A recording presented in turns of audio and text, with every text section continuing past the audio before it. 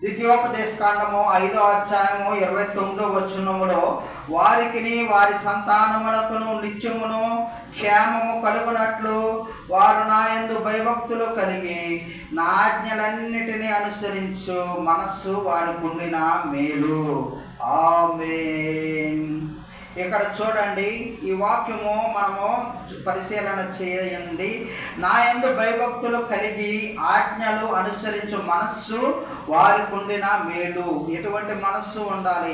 ఎటువంటి మనస్సు రకరకాల 10 మందికి 10 రకాల మనస్సులు ఉంటాయి. అయితే ఈ మనస్సు ఎటువంటి మనస్సు కలిగి ఉండాలని ఈ వాక్యము దేవుడు చెప్తూ ఉన్నాడంటే, భయభక్తులు కలిగి దేవుని యందు ఆజ్ఞలు అనుసరించే మనస్సు కలిగి ఉండే వారికి మేలు. అలా ఉన్నట్లయితే అటువంటి మనస్సు కలిగి ఉండాలని సంఘాన్ని దేవుడు ఆశపడుతూ ఉన్నాడు. దేవుని ప్రజలకు మనకి ఈ రోజున వాక్యము అటువంటి మనస్సు కలిగి ఉండండి అని చెప్తూ ఉన్నాడు అనమాట అండి. వాక్యం ద్వారా మనస్సు వారికి ఉండిన మనకి మేలు. ఎవరికి మేలు అంటే అటువంటి మనస్సు ఉంటే మనకే మేలు.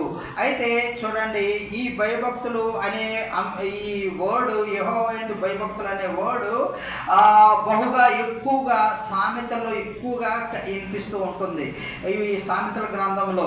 అయితే ఇంచుమించు 14 సార్లు అక్కడ వ్యాఖ్యానము ఉంటుందన్నమాట అండి ఆ సామెతల గ్రంథంలో.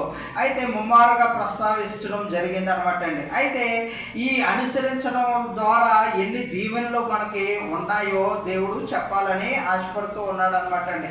ఇప్పుడు చూడండి, భయం లేదనుకోండి ఏం చేస్తాడంటే మరలా పాపం చేయడానికి ఎక్కువ అవకాశం ఉంటుంది అనమాట అండి. ఈ భయభక్తులు కూడా, భయము అనేది కూడా మనకి ఒక రకంగా మనకి ఏం చేస్తుంది? మేలు చేస్తుంది. ఇప్పుడు చూడండి,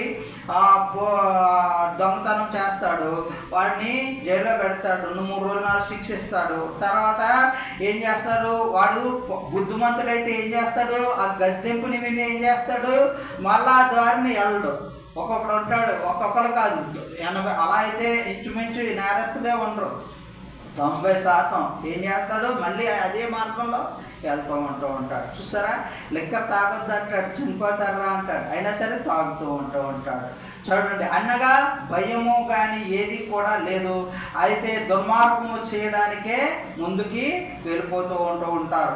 వాటి నుంచి తప్పించుకోవడానికి కూడా మనకి దేవుడు, అందుకనే ఇక్కడ మంచి మాట ఉంటుందండి. ఈ సామెతలు 8వ అధ్యాయము 13లో ఉంటుంది. యెహోవా యందు భయభక్తులు కలిగి ఉండుట చెడుతనము అసహించుకొనుటయే. చూసారా, యెహోవా యందు భయభక్తులు కలిగి ఉండటం అంటే ఏంటండి? చెడుతనాన్ని అసహించుకోవడమే, చెడుతనం జోలికి వెళ్లకుండా ఉండడమే ఈ రోజున మనకి సామెతల గ్రంథంలో అనుగ్రహించి. అయితే ఈ విధముగా చెడుతనమని అసహించుకునే వ్యక్తి, భయభక్తులుగా ఉన్న వ్యక్తి ఒకరున్నారండి. ఎవరంటే యోబు గారు. ఆయన గురించి 1వ అధ్యాయము యోబు గారు 1వ వచనములోనే ఉంటుంది. చూడండి, ఊజు దేశమందు యోబు అని ఒక మనుష్యుడు ఉండెను. అతడు యథార్థవర్తనుడు, న్యాయవంతుడునై దేవుని యందు భయభక్తులు కలిగి చెడుతనము విసర్జించిన వాడు. భయభక్తులు కలిగి భూమి మీద చూడండి, నీతిమంతుడైన వాడు ఎటువంటి మనస్సు కలిగి ఉన్నాడో దేవుడు చెప్పిన వాక్యము ఆయన మనస్సు కలిగి ఉన్నాడు. చెడుతనముని వదిలిపెట్టాడు భయభక్తులు కలిగి. అందువలన ఆయనకి ఏ మేలు కలిగింది? 100 అంతలు పోగొట్టుకున్నా సరే 100 అంతలు 2 అంతలు దీవెన అనుగ్రహించినట్లుగా మనం చూస్తూ ఉన్నాము. అయితే ఈ రోజున మరి ఒక దీవెన, 2వ దీవెన మీ ముందు ఉంచాలని ఆశపడుతూ ఉన్నాను. సామెతలు 1వ అధ్యాయం 7వ వచనములో ఉంటుందండి. యెహోవా యందు భయభక్తులు కలిగి ఉండుట తెలివికి మూలము. చూసారా, భయభక్తులుగా ఉండడం వల్ల ఏమవుతుందంటే తెలివికి కూడా కారణమవుతుంది. తెలివి ఎందుకండి అనొచ్చు. తెలివి లేకపోతే మనం ఏమవుతూ ఉంటామో, ఏ నడకన వెళ్తామో, ఎలాగైనా మోసపోవచ్చు. తెలివి తక్కువగా ఉన్నా సరే వారిని ఏం చేస్తాడు? దేవుడు భయభక్తులు ఉంటే కాపాడుతాడు అనమాట అండి. ఆ స్థలాల కొండం దగ్గర నుంచి, గృహాల దగ్గర నుంచి, వ్యాపారముల దగ్గర నుంచి, చదువులు ఏ కోర్సుల్లో జాయిన్ అవ్వడం దగ్గర నుంచి, సమస్యలను మనకి ఎదుటి వారితో ఇలా తెలివిగా లేకపోతే మనం ఏం చేస్తూ ఉంటామో మనము గొడ్లో పడిపోతాము. అది ఆ తెలివి ఎలా వస్తుంది అనగా దేవుని యందు భయభక్తులు ఉంటేనే ఆ తెలివి మనకి వస్తుంది. తెలివి ద్వారా మనం ఏం చేస్తాం, మనము కాపాడుకునే శక్తి మనకి దేవుడు అనుగ్రహిస్తాడు అని దీవెన అనుగ్రహించినట్లుగా ఈ భయభక్తుల ద్వారా మనము తెలుసుకుంటూ ఉన్నాము. అయితే ఇక్కడ చూడండి, మరి ఈ తెలివి తక్కువగా ఒక స్త్రీలు చూడండి, నిర్గమకాండము 1వ అధ్యాయం 15లో నేను చెప్పి వివరణ అంతా ఉంటుందండి. ఐగుప్తు రాజు షిఫ్రాపుయా మంత్రసానులతో ఏమంటూ ఉంటాడంటే, ఈ పట్టణంలో ఐగుప్తుల్లో వీళ్ళు విస్తరిస్తడం చూసి ఇజ్రాయేలీలు ఏం చెప్తాడంటే, మంత్రసానులతో వారిని కడుపులో కాన్పులో ఉండగానే మగ శిశువు అయితే ఏం చేస్తాడండి, చంపేయండి అని చెప్తూ ఉంటాడు. మంత్రసానులతో ఒక రాజు చూడండి, ఏ రాజు, షిఫ్రాపుయా ఐగుప్తు రాజు మంత్రసానుల్ని ఏం చేయమంటాడండి, చంపేయమంటాడు. చంపేయమంటే ఆ మంత్రసానులు రాజాజ్ఞకి ఎవరైనా అయితే భయపడుతూ ఉంటారు. రాజుగారు ధిక్కరిస్తే ఏంటండి, మరణమే. వారికి ఖడ్గంతో సంహరించవచ్చు, ఉరి తీయవచ్చు, మరణమే. రాజాజ్ఞకి ధిక్కరించడానికి వీలు లేదు. అయితే వారి అందరూ కూడా మంత్రసానులు ఎవరికి భయపడ్డారంటండి, ఇక్కడ మంచి మాట ఉంటుంది. అయితే మంత్రసానులు దేవునికి భయపడ్డారంటాడు. చూసారా, ఆ మంత్రసానులు చూడండి, రాజాజ్ఞకి భయపడలేదు, రాజుకి భయపడలేదు. అక్కడ దుష్కార్యము దుర్మార్గము చేయడానికి వారికి వారు ఇచ్చే కానుకలకే ఆశపడలేదు, కానీ రాజుగారికి శిక్ష నుంచి భయపడలేదు, కానీ లోకంలో ఉన్న దేనికి భయపడలేదు. కానీ ఎవరికి భయపడ్డారంటే ఆ దుష్కార్యం చేయకుండా ఉండడానికి దేవునికి భయపడ్డారంటే. చూసారా, ఆ మంత్రసానులకి ఎంత మంచి మనసు ఇచ్చాడో దేవుడు. దేవుని యందు భయం ఉంది కాబట్టి ఆ దుష్కార్యము చేయలేకపోయారు. అదే భయం లేదనుకోండి, ఒకవేళ ఆ దుష్కార్యం చేస్తారు, రాజు దగ్గర నుంచి కానుకలు స్వీకరిస్తారు, అభిషేకాలు స్వీకరిస్తారు, అన్ని వస్త్రాలు స్వీకరిస్తారు, మరలా సన్మానాలు స్వీకరిస్తారు, వారికి కావాల్సిన ఆహార భోజనాలు. కానీ ధిక్కరించి చూడండి, శ్రమ వస్తే రాని రోజాజ్ఞని ధిక్కరించి దుష్కార్యము చేయడానికి ముందుగా వాళ్ళకి ఎంత మంచి మనసు ఇచ్చాడో చూడండి. దేవునికి భయపడ్డారంటండి. వారు దుష్కార్యం చేయడానికి ముందుకు రాలేదు. వారు అడిగినప్పుడు రాజుగారు వారు చురుకైన వారు, నేను వెళ్ళేటప్పటికి ఎబ్రీ స్త్రీలు కనేసేవారు అని చెప్తూ ఉన్నారు. చూడండి, దాని వలన దేవుడు వారు ఇజ్రాయేలుని ఏ విధముగా ఆశీర్వదించాడో తరతరములుగా వంశావళిని, అదే ఆశీర్వాదము ఈ మంత్రసానులు కూడా ఆశీర్వాదించాడంటే. ఎవరికి భయపడడం వల్ల? దేవునికి భయపడడం. చూసారా, ఈ రాజుగారి దీవెనలు వారు తిరస్కరించారు. దేవునికి భయపడడం వల్ల దేవుని దీవెనలు అనుగ్రహించబడినట్లుగా చూస్తూ ఉన్నాం అన్నమాట అండి. అయితే ఇక్కడ చూడండి, ఇక్కడ ఇంకొక దీవెన మీ ముందుంచాలని ఆశపడుతూ ఉన్నాను. అయితే సామెతలు 10:27లో ఉంటుందండి, యెహోవా యందు భయభక్తులు కలిగి ఉండుట దీర్ఘాయువునకు కారణము. ఇంకొక దీవెన కూడా ఇచ్చాడు, భయభక్తులు కలిగి ఉండుట దీర్ఘాయువుకు కారణము. అయితే జీవించడానికి గల కారణము కూడా అవుతుంది. ఈ దీవెన కూడా మనకి అనుగ్రహిస్తాడని మనకు చూస్తూ ఉన్నాను అన్నమాట అండి. అయితే ఇక్కడ చూడండి, నేను చెప్తూ ఉన్నాను కదా, భయభక్తులు లేకపోతే దుష్కార్యము చేస్తూ ఉంటాడని. ఒక యమనస్తుడు ఇక్కడ దుష్కార్యము ఏ విధముగా చేసి ఉన్నాడో చూడండి. మన అయ్యగారు చెప్తూ ఉంటారు కదండి, మనుషుల భయమైనా ఉండాలి, తల్లిదండ్రుల భయమన్నా ఉండాలి, లేకపోతే దేవుని భయమన్నా. ఏ భయము లేకపోయిన వాడు దేనికి కూడా పని చేయడు. అయితే ఏ భయము లేని ఒక యవనస్తుడు మన బైబిల్ గ్రంథంలో కనిపిస్తూ ఉంటాడు. ఆయన పేరు ఎక్కడ మెన్షన్ చేయలేదు, కానీ సంఖ్యాకాండం 25వ అధ్యాయంలో ఉంటుందని నేను చెప్పే వివరణ. ఇశ్రాయేలీయులు హిత్తీములో దిగి ఉండగా ప్రజలు మోయాబు రాండ్రతో వ్యభిచారము చేయసాగిరి. చూసారా, వారి మీద యెహోవా కోపము రగులుకొనెను. ఇక్కడ ఇశ్రాయేలీయులు డైరెక్ట్గా యుద్ధము వెపన్స్తో కానీ యుద్ధము చేయకుండా శత్రువు ఏ విధముగా ప్లాన్ చేసి వారిని దేవుడే శిక్షించే విధముగా ప్లాన్ చేసింది. చూసారా ఎంత కుయుక్తిగా ప్లాన్ చేసి ఉంటారో. ఇక్కడ మనం అందరము యుద్ధ తంత్రంలో ఈ ప్లేస్లోంచి వెళ్ళి దాడి చేస్తే వారిని నెగ్గుతాము అని ప్లాన్ చేస్తాము, వాళ్ళు గొడవలు పెట్టడానికి ప్లాన్ చేస్తాము. కానీ ఇక్కడ ఈ ప్లానింగ్ ఎలా ఉందంటే వారి చేత పాపము చేయిస్తే ఆటోమేటిక్గా దేవుడు వారిని శిక్షిస్తాడు, మనము సేఫ్గా ఉండదు. చూసా శత్రువు యొక్క పన్నాగము, శత్రువు యొక్క ప్లానింగ్లో ఇజ్రాయేల్ ప్రజలు కొంతమంది చిక్కుకున్నారండి. అయితే మోయాబు స్త్రీలు అన్యుల స్త్రీలని వారికి మోహించేటట్లు వారి మీద శత్రువులు అలాగే వారి మీద ఉరికలు వెళ్ళినప్పుడు కొంతమంది ఆ పాపం చేయడానికి చేయసాగిరి వారి మీద. అప్పుడు ఆటోమేటిక్గా ఏమయ్యిందంటే యెహోవా కోపము రగులుకొనెను. ఇది ఈ విధముగా ఉన్నప్పుడు దేవుడు కోపంతోని వారిని కొంతమంది సంహరించు అనేటప్పుడు అక్కడంతా కూడా ఆర్తనాదాలు జరుగుతూ ఉన్నాయి. అయితే ఆర్తనాదాలు జరుగుతూ ఉన్నవి. అక్కడ భయంకరమైన సిచ్యువేషన్ ఉన్నప్పుడు ఇదిగో ఒక యవనస్తుడు చూడండి ఏం చేశాడో. ఇదిగో మోషే కన్నుల ఎదుట, ప్రవక్త అయిన ఎవరి దగ్గర అండి? మోషే కన్నుల ఎదుట. మరలా రెండవది, ప్రత్యక్షపు గుడారం యొక్క ద్వారమునద్ద ఏడ్చుచుంటున్న ఇశ్రాయేలీల సమాజం యొక్క కన్నుల ఎదుట. చూడండి, సమాజ మందిరము జనులందరూ ఏడుస్తూ ఉన్నారు, ఆర్తనాడు. ఎందుకంటే పాపం చేసిన వారిని ఒక పక్కన చంపుతూ ఉన్నారు. అక్కడ వారి కుటుంబ సభ్యులు అందరూ కూడా ఏం చేస్తున్నారు? రోధిస్తూ ఉన్నారు, సమాజ మందిరం దగ్గర ఏడుస్తూ ఉన్నారు. ఏడుస్తూ ఉన్న సందర్భంలో వారి ఎదుట చూడండి, అక్కడ ఉన్న సిచ్యువేషన్ మోషే గారి ఎదుట ఏడుస్తున్న ఈ వీరి సమాజము ఎదుట. మరలా మూడవది, ఒక యవనస్తుడు ఇజ్రాయేలీలో ఒకడు తన సహోదరుల యొద్దకు వారి యొక్క తల్లిదండ్రులు అన్నదమ్ములు ఎదుట వారు ఒక యవనస్తుడు ఒకడు ఒక మిద్యాను స్త్రీను తోడుకొని వచ్చాను. చూసారా ఆ యవనస్తుడు, చూసారా ఎంత విచిత్రంగా ఉన్నాడో ఆ యవనస్తుడు. పరిశీలన చేయండి. ఆయన యొక్క మత్తు ఏ విధముగా ఎక్కడికి వెళ్ళిపోతున్నాడో చూడండి.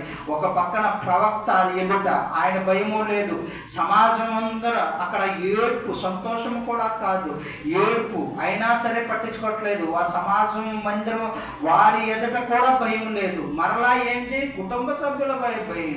మరి ముఖ్యముగా ప్రత్యక్ష మందిరం అంటే దేవుని మందిరం, దేవుని యొద్ద కూడా భయం లేదు.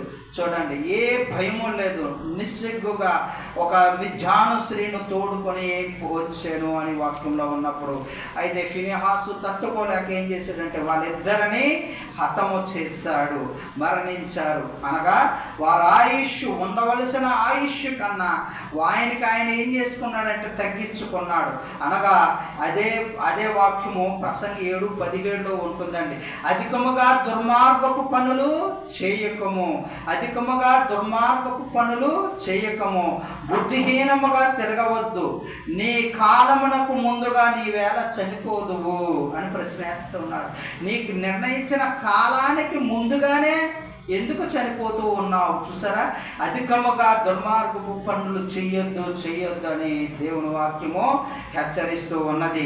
అయితే ఇక్కడ చూడండి ఇంకొన్ని మాటలు. ఇక్కడ ఈ రోజున మనం అందరికీ హెబ్రీ 12:9 ఉంటుంది. శరీరము రీత్యా మనకి తల్లిదండ్రులు ఉంటారు, శరీర సంబంధమైన తండ్రులు మనకి శిక్షకులై ఉంటారు. వారు ఏమిటి? శిక్షకులై ఉంటారు. సంరక్షణ ఉంటుంది, మరలా శిక్షకులై ఉంటారు.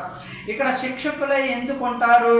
ఇప్పుడు మీరు స్కూల్లోకి వెళ్ళడు పిల్లవాడు, ఏం చేస్తాడండి? అబ్బా స్కూల్కి వెళ్ళవు నాయనా అని చెప్పేసి మీరు పళ్ళు పలహారాలు పెట్టి ఆడించరు. ఏం చేస్తారు? స్కూల్కి వెళ్ళంటారు. మళ్ళీ అక్కడ ఏమన్నా దొంగతనం పెన్సిల్ కానీ ఏమైనా చేశారనుకో తప్పు అని హెచ్చరిస్తూ ఉంటారు.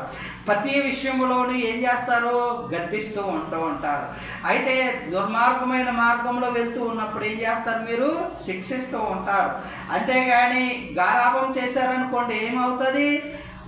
వారు చెడు మార్గంలో పట్టిన వాళ్ళు అవుతారు. అది మన తల్లిదండ్రులు ఏమవుతారు? సన్మానమైన మార్గంలో నడిపించిన వారు అవుతారా? చెప్పండి, అవ్వరు.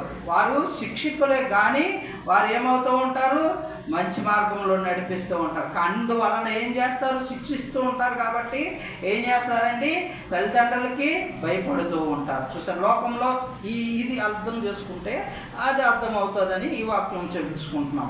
అయితే తల్లిదండ్రుల యందు భయభక్తులు కలిగి ఉంటూ ఉంటాం కాబట్టి అయితే ఇక్కడ ఇదే వాక్యము వారి యందు భయభక్తులు కలిగి ఉంటివి, ఇదే వాక్యము ఇక్కడ చెప్తూ ఉన్నాడు అనమాట. అట్లయితే ఆత్మలకు తండ్రి అయిన వాడికి మరి ఎక్కువగా లోబడి బ్రతకవలెను కదా. ఇక్కడ చూసారా, ఆత్మలకు తండ్రి అయిన వారికి మరి ఎక్కువగా లోబడి బ్రతకవలెను కదా అని హెబ్రీ పత్రికలో చెప్తూ ఉన్నాడు. అయితే ఇక్కడ చూడండి, మన దేవుడు హెబ్రీ 5:7 శరీరధారి ఉన్న దినములలో మహారోదనముతోనూ కన్నీళ్లతోనూ తన్ను మరణం నుండి రక్షింపగలవానికి ప్రార్థనలు యాచనలు సమర్పించి భయభక్తులు కలిగి ఉన్నందున అంగీకరింపబడెను. దేవుడు ఎలా అంగీకరించాడు, లోకరీత్యా శరీరరీత్యా ప్రభు అర్పణలు యాచనలు ప్రార్థనలు మరి ముఖ్యముగా భయభక్తులు మరలా వినయ విధేయత చూపడం వల్ల మహారోదన దినముల్లో కూడా అనగా శ్రమ దినాల్లో కూడా విధేయత నేర్చుకొని వినయము ప్రదర్శించడం ద్వారా ఆయన ఏం చెప్తూ ఉన్నాడంటే, కలిగి ఉన్నందున అంగీకరింపబడ్డాడు, నా కుమారుడుగా దేవుడు అంగీకరింపబడ్డాడు. అదే విధముగా ఈ రోజున మనల్ని దేవుడు విధించే శిక్షలు ఏమై ఉన్నవి, అవి మనల్ని సన్మాన మార్గంలో నడిపించడానికే కానీ శిక్షించడానికి అయితే మనకి నేర్పించడానికే కానీ ఇంకో విధముగా కాదు. ఒక్కవేళ శిక్షించలేదు, గారాభంగా అలాగే వదిలేశాడు అన్నీ, ఆయన సరైన మార్గంలో పెట్టని వాడు అవుతూ ఉంటాడు. అందుకని దేవుని యొక్క శిక్షను మనం అందరము కూడా అంగీకరించవలసిన వారమై ఉన్నాము. ఆయనకి తండ్రి అయి ఉన్నాడు. లోకరీత్యలో ఎలా అయితే భయభక్తులు సన్మాన మార్గంలో పెడుతూ ఉంటారో అలాగే ఆ శిక్షను కూడా మనము అంగీకరించి భయభక్తులతో ఆచరించవలసిన వారమై ఉన్నామని వాక్యం ద్వారా సెలవిస్తూ ఉన్నాను. అలాగే ఇంకొన్ని వచనాలను చూసి మనం ముగించుకుందామండి. ఇంకొక దీవెనండి, సామెతలు 22:4 ఉంటుందండి. యెహోవా యందు భక్తులు కలిగి ఉండుట వినయమునకు ప్రతిఫలము, ఐశ్వర్యమును ఘనతను జీవమును దాని వలన కలుగును. చూసారా, ఇంకొక మంచి దీవెన ఈ రోజున యెహోవా యందు భయభక్తులు కలిగి ఉండుట వినయమునకు ప్రతిఫలము, ఐశ్వర్యమును ఘనతను జీవమును దాని వలన కలుగును.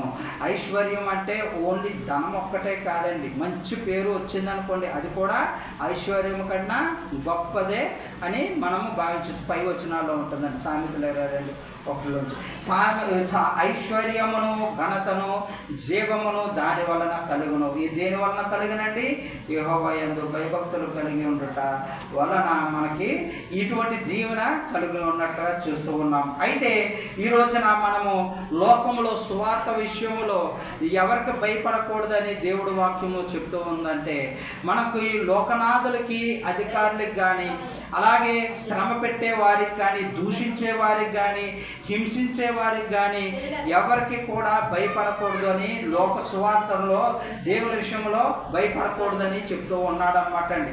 ఎందుకనగా ఇప్పుడు నీకు ఈ లోకరాజ్యంలో దేవుడు ఎవరో నాకు తెలియదు, ప్రభు ఎవరో నాకు తెలియదు అన్నామనుకోండి, దేవుని రాజ్యంలో నువ్వెవరో నాకు తెలియదు అంటాడంటండి. చూడండి, గమనించండి.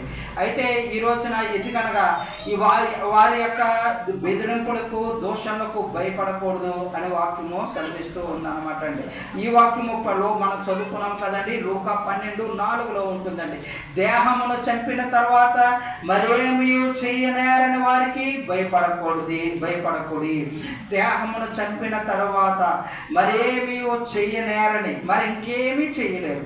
దేహమును చంపిన తర్వాత అంతకు మించి నరుడు ఏమీ చేయలేడు. వారికి భయపడవద్దు. సువార్త విషయంలో అదే సువార్త చెప్పడం విషయంలో, అధికారులకి చెప్పడం విషయంలో, చిన్నవారికి చెప్పడం విషయంలో అయితే మరలా వారు తిడతారు, దూషిస్తారు, కొడుతూ ఉన్నారు. ఈ లోకంలో చూడండి మనం చూస్తూ ఉంటాం, కొడుతున్నారు, తిడుతున్నారు, మరలా ఈ రక్తము ఏరులై పారుతూ ఉన్నది సువార్త ఆఫ్ చేయడానికి. కానీ వీరందరూ కూడా ఎందుకు పని లేకండి, వీరందరూ హింసలు భయపడుతూ ఉన్నారు. అపోస్తులైన ప్రవక్తలు ఎందుకండి వారందరూ రక్తం దారిపోసి అలా సింహాల బోన్లు అగ్గి హతసాక్షులు ఎందుకు అయ్యారండి? వారు ఏ లోకంలో ఉన్న శిక్షలకు ఎందుకు భయపడలేదంటే వారు లోకనాథుల గురించి భయపడలేదు. ఎవరికి భయపడ్డారంటే చంపిన తర్వాత నరకంలో పడద్రోయ శక్తి గలవాడికి భయపడుడి, ఆయనకే భయపడుడి అని వాక్యము సెలవిస్తూ ఉంది. చంపిన తర్వాత నరకంలో పడద్రోయ శక్తి గలవాడికి భయపడ్డారు కాబట్టే ఈ భయము ఇది అసలు భయములోకే రాలేదు. స్వార్థ విషయంలో దేహమును అలాగే సులువుగా అలాగే అర్పించుకున్నారు దేవునికి హతసాక్షులయ్యి. మనం అందరికీ కూడా సువార్తను ముందుకు సాగిపోయే ధైర్యాన్ని మనకి ఈ రోజున చక్కగా సుభిక్షముగా అందరము సంఘాల్లో చక్కగా అనేక అపోస్తులైన కట్టిన పునాది మీద మనము సంఘాన్ని నిర్మిస్తాం. దానికి పునాది రాయి క్రీస్తు మూల రాయి అయిన సంఘమునుగా మనము తీర్చిదిద్దబడుతూ ఉన్నాం. అయితే భయభక్తులు కలిగి ఉండటం వల్ల మనకు వచ్చే ప్రయోజనాలు ఈ రోజున దేవాది దేవుడు మనందరికి వాక్యం ద్వారా అనుగ్రహించును గాక. ఆమేన్. ప్రార్థన చేసుకుందామండి. మహాగణుడైన తండ్రి స్తోత్రములు. వాక్యమును దీవించి ఆశీర్వదించి అలాగే కృప చూపించి మేలులతో నింపి అలాగే కాచి కాపాడమని యేసు నామములో అడుగుతున్నాం తండ్రి. ఆమేన్.